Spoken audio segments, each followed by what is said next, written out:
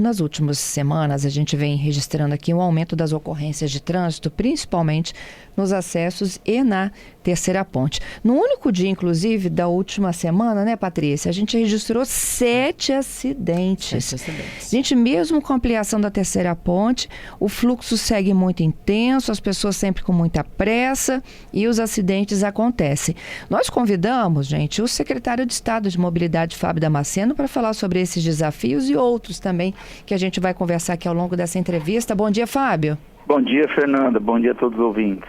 Fábio, essas ocorrências na terceira ponte, elas têm um perfil diferente?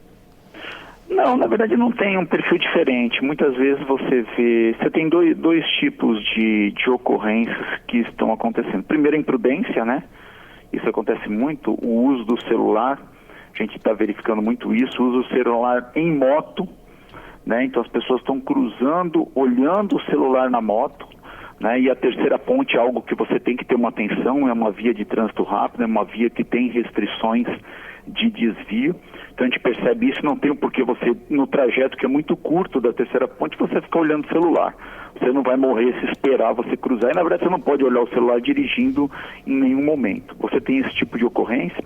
Tem algumas ultrapassagens indevidas que eu observei, inclusive na semana passada, e presenciei. Ônibus com ônibus, que também não pode, nós estamos também fazendo alerta sobre isso. A própria imprudência, muitas vezes, do automóvel que tenta ultrapassar na linha verde também causa alguns acidentes. A gente tem um fator que também é um pouco grave, parece que isso não existe mais, mas ocorre muito na terceira ponte, que é pane de combustível. Então isso acontece também, é normal e infelizmente é comum ter pane de combustível na terceira ponte, pane mecânica também, e às vezes, Fernando, o que acontece é que você tem, no mesmo intervalo, no horário de pico, várias ocorrências pequenas, nós não tivemos e quando você acaba tendo com vítima, você tem duas coisas. Se for uma vítima fatal, que graças a Deus a ocorrência é bem menor, você tem que paralisar para poder fazer perícia, mas quando tem ferido tem que chamar a ambulância, tem que fazer a remoção diferenciada, né? Uhum. Então tem várias ocorrências, e quando isso ocorre, como aconteceu nesse dia aqui, nesse que foram 7 ocorrências ao mesmo tempo, e mais o semáforo também de Vila Velha na entrada da Ceará com a Carioca deu um problema ali, ele não entrou no horário que tinha que entrar quando faz aquela faixa liberada, né? Ele não entrou no amarelo piscante, isso acaba trazendo um transtorno no caso do acesso à terceira ponte, né? Isso acabou causando os dois lados, porque os acidentes foram distribuídos, né? Tanto na chegada de Vila Velha quanto na chegada de Vitória, que é pior no período pico-manhã. Entendido. Tenho aqui várias sugestões dos nossos ouvintes. Só falando um pouquinho ali, tem alguma possibilidade de melhorar esses acessos, Fábio? Tem trechos ali, é claro, que são municipais, mas a alça, por exemplo, era uma proposta de vocês, não? A continuidade da alça da terceira ponte é uma proposta, junto com a parceria com a Prefeitura, com o prefeito Arnaldinho tem esse projeto que está sendo feito, algumas melhorias na Carioca, o próprio projeto que faz parte da alça da passarela sobre a Carioca, tem alguns projetos sendo desenvolvidos, mas hoje a terceira ponte tem 3 faixas, uma faixa para automóvel e para moto, 2 faixas para o automóvel. Uhum. Em Vila Velha chegam lá 4, 5 faixas, mas se organizando melhor e dando fluxo, mas você tem uma fluidez muito grande, tanto que você viu, né, Fernando? Eu estava acompanhando vocês pela rádio e eu estava em Vila Velha voltando. Nós liberamos a terceira ponte, mas os acessos, claro, porque eles ficam congestionados, eles demoram mais para dissipar o trânsito nos acessos, mesmo com a terceira ponte liberada. Por quê? Porque são os pontos de gargalo, né? Então o que precisa realmente é o trabalho que a gente faz na terceira ponte. Tem equipe de guincho, equipe de ambulância, equipe de monitoramento, para tirar o mais rápido possível. O monitoramento por câmeras, a gente tem aí quase 240 câmeras na terceira ponte na ciclovia da vida, para a gente poder ter a média de atendimento de 3 a 4 minutos. Isso é o mais importante. Uhum. É limpar a ocorrência o mais rápido possível para que a gente possa eliminar as filas o mais rápido possível. Foi o que aconteceu na última semana. Vamos para as sugestões, Patrícia, dos nossos ouvintes? Vamos lá. O Hernandes com a gente. Bom dia, secretário. Bom dia. Ele diz o seguinte: olha, acredito que no início da faixa verde, da faixa exclusiva de Vila Velha para Vitória, esse início tinha que ser um pouquinho mais para frente, para quem vem da Jairo de Matos Pereira, sair logo na faixa verde com os veículos que vêm da Carioca, fica meio bagunçado ali. Então a sugestão dele é que comece essa faixa verde obrigatória um pouquinho mais para frente. Tá, eu já observei isso, boa colocação, a gente observou isso. Na verdade, as pessoas ficam ansiosas para entrarem logo na faixa do meio e ela está bem à frente. Mas a equipe já está avaliando ver se a gente joga ela um pouco mais para frente para que possa ter um taper, que é a distância maior para poder fazer esse cruzamento entre o ônibus e entre o carro, né? Que o ônibus tem que vir para a direita, só deixando claro até, Fernanda, por que o ônibus é na direita? Primeiro, a faixa direita é a faixa de menor velocidade. Então, ônibus e moto na faixa e caminhão na faixa de menor velocidade, na faixa mais protegida, e nós não temos ônibus que seguem reto pela Praça do Cauê. Claro, obviamente lá na Praça do Cauê é complexo você fazer cobertura com ônibus para a reta da Penha. Então todos viram à direita na Clóvis Machado. Por isso, Clóvis Machado não, Humberto Martins de Paula, ali na direita, que quando você sai da ponte vira à direita. Por isso que a gente tem que manter os ônibus na direita para não ter o cruzamento lá embaixo, tá? Só para deixar claro que isso é uma pergunta recorrente do porquê que a linha verde é na faixa da direita. Tem o Rodrigo aqui também falando um pouco sobre isso. Ele levanta duas questões aqui. Os ônibus que vêm da Avenida Carioca, quando chegam na ponte, eles são obrigados a pegar a faixa preferencial que fica à direita. Isso. E os carros que saem da Praia da Costa, eles têm que ir para o outro lado. Então cria-se ali um cruzamento, um X, e acaba virando um grande engarrafamento ali. Não fica. Negociação normal de trânsito. Você tem que dar a distância necessária. Como falou, se a tendência é ampliar um pouquinho para dar a distância necessária, é igual numa rotatória, é questão é uma engrenagem, igual na rotatória. Se todo mundo respeitasse quem está na direita é o primeiro a entrar, todo mundo teria oportunidade das rotatórias, mas às vezes todo mundo acha que uma é preferencial e cruza a rotatória como se não tivesse sinal de pare ou dê a preferência. Então nessa negociação, o ônibus da Carioca, ele vem pela faixa da direita, ele só tem que cruzar uma faixa, ele só tem que entrar à direita, sim, então é muito curta, é muito pouca a faixa, porque parece que a gente falando que ele tem que cruzar da faixa 5 para a faixa 1, na verdade não, ele está na 2, ele tem que ir para 3, e o que entra na 3, ele tem que ir para 2, ele não precisa ir para 1. Então você tem o taper, a gente vai avaliar se aumenta um pouquinho para dar um pouquinho mais de distância. Na verdade, essa distância, ela não é importante para entrar, que se as pessoas tivessem isso, poderia passar um, entrar um, passar um, entrar um. É para aumentar a velocidade na faixa de aceleração para o automóvel, para que ele possa ter a velocidade para entrar na faixa do meio. Uhum. Outra questão aqui, é possível retirar as muretas de divisão do meio para criar faixas reversíveis? No caso de um acidente, pode ser reversível uma faixa do sentido oposto. Na verdade, na terceira ponte, ela está no limite dela, ela está no limite do alargamento, por isso que o alargamento nós temos faixas de 2,80 a 3,20, né? O que sobrou agora na mureta do meio não vai trazer benefício nenhum, porque não tem mais largura na terceira ponte para fazer essa faixa. Então, a mureta do meio na terceira ponte, devido à velocidade de 80 por hora, no meio dela 70 por hora e 60 por hora, ela é importante para evitar colisões frontais. No caso da terceira ponte, por causa do volume acima de 100 mil passageiros, velocidades principalmente na madrugada, neste caso nós não temos largura para fazer essa faixa adicional, porque nós tivemos a opção de fazer o alargamento, ela comportava a estrutura da ponte esse alargamento, então foi melhor ter colocado uma faixa extra de cada lado do que você ter feito essa faixa reversível no meio. O Dalto está aqui perguntando por que não pode liberar a faixa verde para automóveis em determinados horários ou quando acontece um acidente? Aí, para acidente, sim, a equipe da Rodosol está orientada para isso. Se tiver naquele ponto, ela desvia para a linha verde naquele ponto para poder você ganhar faixa. E lembra, desde a operação, ela é feita para isso, ela pode ser utilizada. Agora, nos horários de pico, não. A linha verde, ela tem algo específico, que é o atendimento, principalmente ao transporte público, onde passa 60% da população, é onde você tem a redução de linhas de 40 minutos. Então, quem utiliza o transporte público sabe do que eu estou falando, a pessoa fica uma hora e meia quem sai, por exemplo, do terminal de Jacaraípe e precisa ir para o terminal de Itaparica no horário de pico, sabe o que eu estou falando? Para a pessoa ganhar 40 minutos na terceira ponte, para ela é um grande ganho, né? É um ganho do lazer, é um ganho da saúde, é um ganho da família, é um ganho do trabalho, enfim, é dos estudos. Então ela é prioridade para o transporte público, assim como é prioridade para o táxi, que são concessões municipais, ela é prioridade para o caminhão pequeno, para a moto, e com isso você elimina os conflitos, ele reduz o número de acidentes, dá mais fluidez, mais atende e também para os os veículos de apoio, que é a ambulância, o nosso atendimento, poder fazer as operações, ambulância que atende a cidade, o próprio SAMU, bombeiros. Então é uma faixa de serviço, uma linha verde, ela é importante para esse tipo de operação. O automóvel vai ficar nas duas faixas dele, porque também nós temos outras opções. Além do transporte público, você tem a ciclovia da vida e você também tem o aquaviário, você tem outras opções de mobilidade que não só o automóvel, no caso da terceira ponte. Gilmar está perguntando aqui se não dá para tapar aquele valão já em Vila Velha, na Avenida Carioca, e fazer mais uma faixa ali. Já estudamos, Gilmar, isso. Na verdade, tem uma diferença de cota muito grande de um lado. Parece que não, mas se você parar lá para olhar, você tem quase 2 metros de um lado da Carioca para o outro, por isso que ela é aberta, e aquela estrutura do valão também não suportaria. Nós já fizemos essa avaliação. É uma obra gigantesca, é uma obra que você teria que paralisar a Carioca, você não tem como fazer, você tem que fazer pontes, você teria... Então, assim, ela é inviável se executar essa obra na Avenida Carioca por causa dessa diferença de cota, pela estrutura do valão e pelo tipo de obra que tem que ser feita.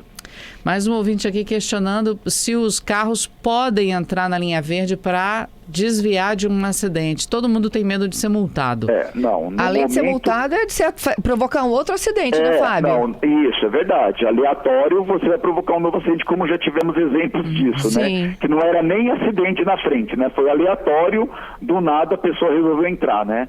Ali é distração. Infelizmente, o que acontece na maioria dos acidentes na terceira ponte são distrações, principalmente celular. E o excesso de velocidade, claro. Na verdade, pode, desde que a gente tenha a nossa operação lá, fazendo a contenção do acidente, porque a nossa principal função lá é proteger quando tiver um acidente, quando tiver uma pane, é proteger o automóvel que está lá. Primeira função é essa, é se proteger. Primeira função de agente de trânsito, primeiro ele tem que se proteger, ele não pode botar a vida dele em risco, proteger o acidente e desviar o trânsito. Na hora que tiver nosso agente desviando com toda a sinalização, ele vai indicar o acesso para a linha verde para que possa estar utilizando as duas faixas e também vai estar alertando as motos para que ela possa reduzir as velocidades. Uma outra alerta, moto ultrapassando nas faixas dos automóveis. Isso. Não custa, assim, Fernando, são 4 quilômetros. 4 quilômetros, eu vou fazer aqui a conta para vocês. A moto, ela não tem trânsito, ela não pega trânsito, tá? Então, 4 quilômetros, deixa eu só fazer a conta aqui para você. Desculpa, lá em cima são 3,5 dividido por... Eu vou fazer a 70 por hora, tá? A 70 por hora vezes 60. A moto leva 3 minutos para cruzar a terceira ponte. Você precisa ultrapassar um caminhão, você precisa ultrapassar um ônibus para poder chegar no final? Você precisa correr esse risco? Você precisa olhar o celular? É isso. Não é isso, essa é a pergunta que fica, entendeu? Então a questão não é o poder público, não é a operação. Nós temos operação, temos ambulância, temos 240 câmeras monitorando, a gente faz todo o trabalho. As pessoas eram céticas quando acabou a concessão de que o Estado está comprovando que é eficiente, sabe operar uma ponte, a equipe da Setor de Rodovia sabe operar como é que funciona a terceira ponte. Agora, a gente não conta com a imprudência. 99% dos acidentes do trânsito, o fator humano, a imprudência está presente. Então, quando a gente fala, o excesso de velocidade, o celular... e essas ultrapassagens indevidas são os pontos chaves para os acidentes da terceira ponte, né? Então você vê moto, é constante a moto ultrapassando o ônibus na faixa do meio, é constante o ônibus ultrapassando o ônibus, caminhão ultrapassando o ônibus. Então as pessoas não têm paciência de esperar 1 minuto para poder seguir atrás de um ônibus na terceira ponte. E também a faixa do meio, né, o Fábio? Por mais que eles tenham a faixa exclusiva, os acessos à terceira ponte, eles estão sempre muito enlouquecidos. Sim, também. Parece que sim, você tem a faixa exclusiva, você consegue devagar, mas parece que tudo é para ontem. Né? Então hoje essa questão da moto parece que tudo é para ontem. Essa pressão que eles sofrem sobre a questão de entrega, sobre a questão de vai e volta, tudo isso, não pode passar pela responsabilidade deles, é a vida deles, eles têm que entender isso. Porque se a motociclista sofre um acidente, ele é politraumático, ele fica 30, 40 dias sem trabalhar, quem sofre é a família.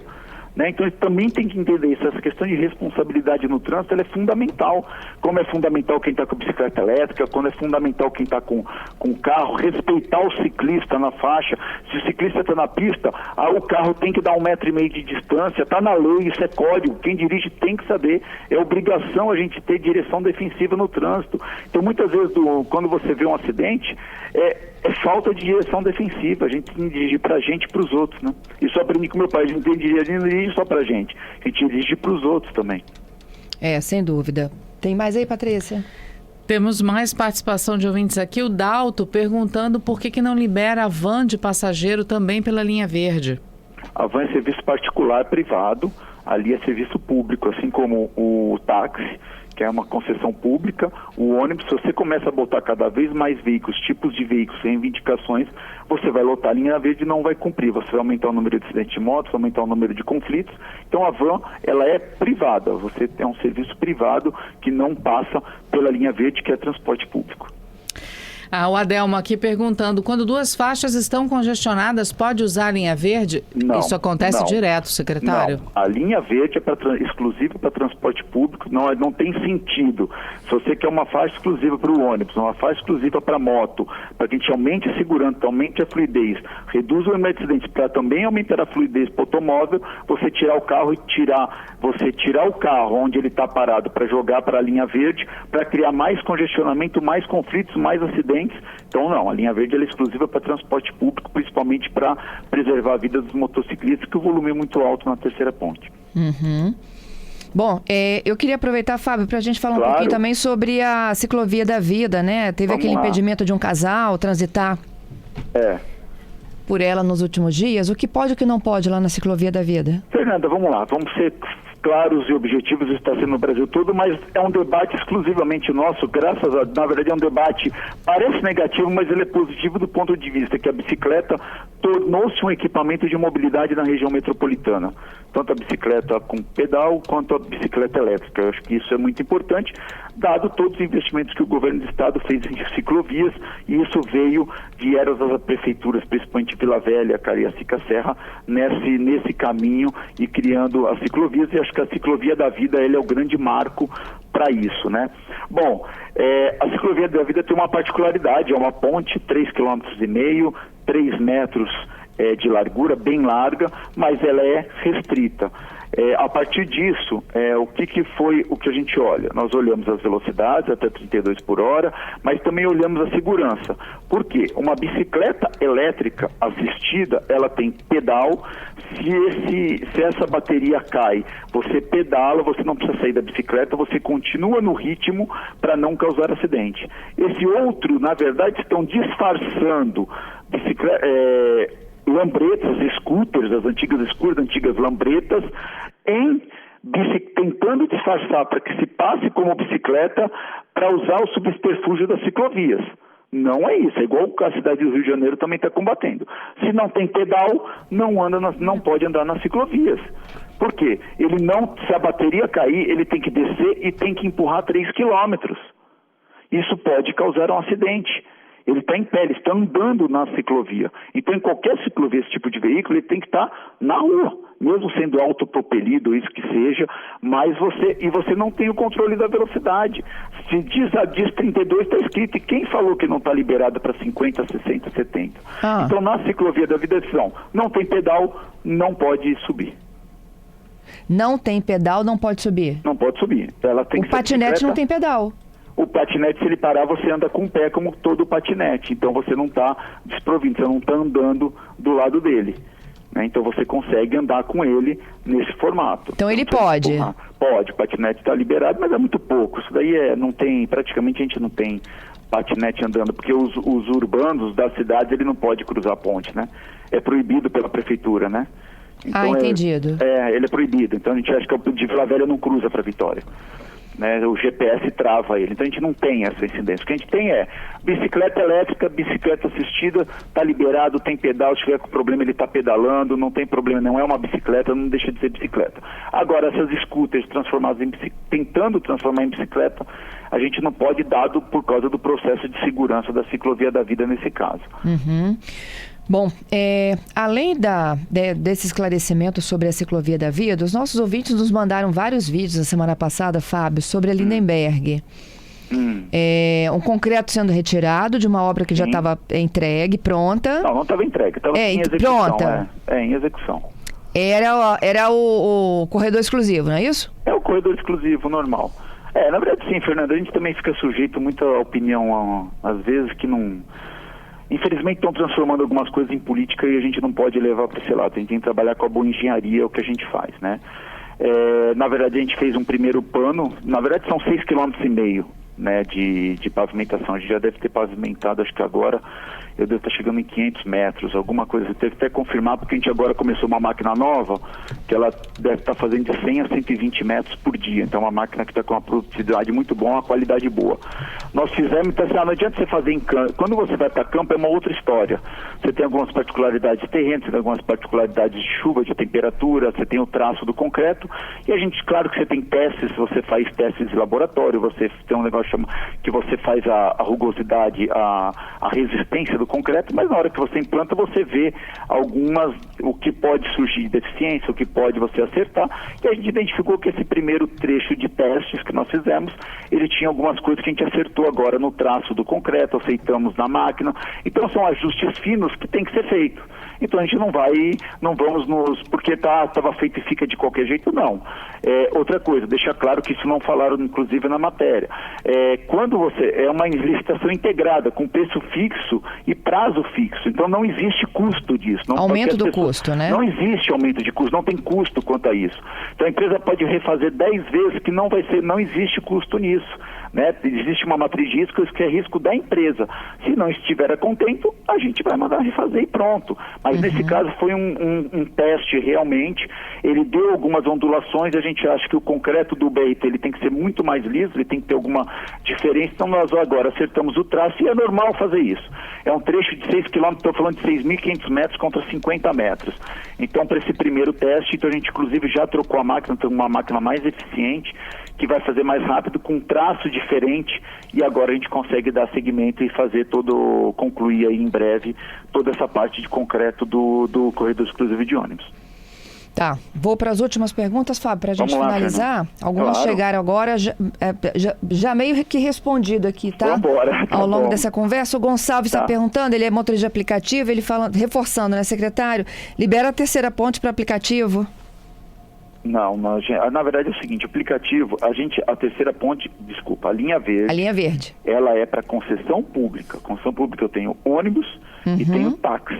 O aplicativo, você nunca sabe quando ele está operando.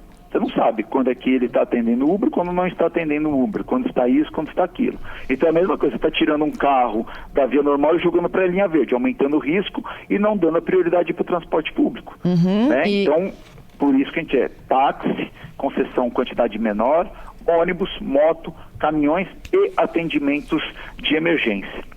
Certo. Ele reforçando também se no horário de pico a linha verde não poderia abrir para todos, né? Como é que é? Desculpa. No horário de pico, de 6 às 10, a linha verde funcionar para todos. Justamente é isso, no horário de pico. Por isso que a gente está falando, o horário de pico é onde eu preciso ter o transporte público. Essa é a prioridade, os horários de pico. Não tem sentido você jogar o transporte público, você dá prioridade, você reduz em 40 minutos, 1 hora, para o trânsito novamente. Então a linha verde tem uma tá né? Então assim, aquela pessoa que está no carro, mas tá no ar-condicionado, tá no carro automático, tá ali que precisa ficar aquela meia hora, 20 minutos na terceira ponte, em detrimento a quem pode ficar 40 minutos a menos na terceira ponte. Então assim, Fernando, 60% das pessoas usam o transporte público. A gente precisa saber aonde que a gente dá prioridade dentro dessa questão da mobilidade, né? Se a gente vai dar prioridade para o automóvel, a gente vai dar prioridade para o ônibus, assim como a gente está fazendo a prioridade na Carlos Lindenberg com o ônibus.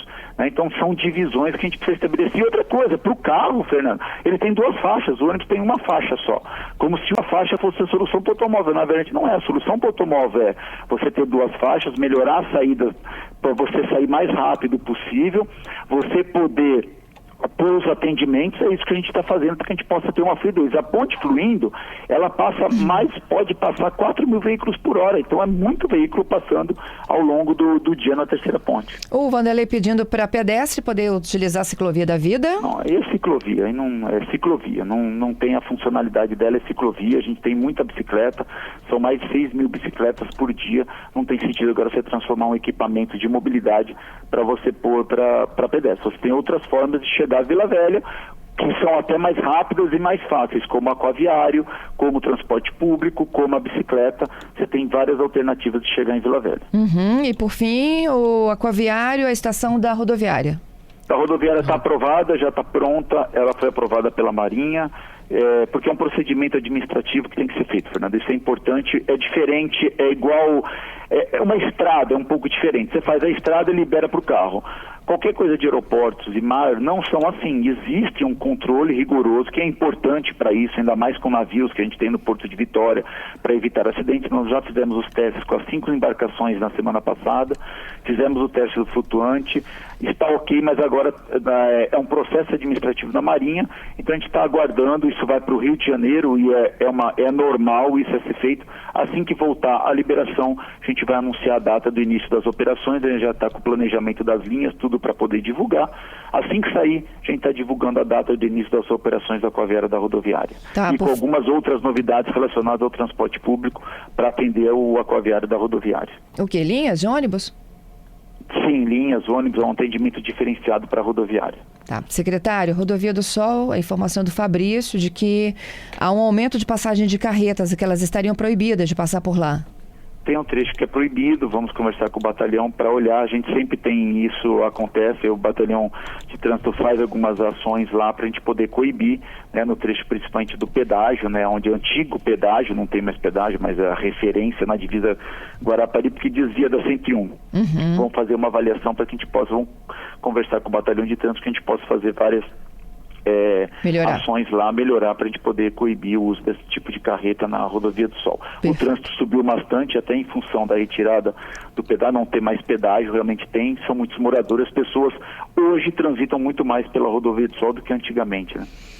Obrigada, Fábio. Eu que agradeço, Fernando, estamos sempre à disposição, tá bom? Bom Obrigado dia. para você, bom dia a todos os ouvintes.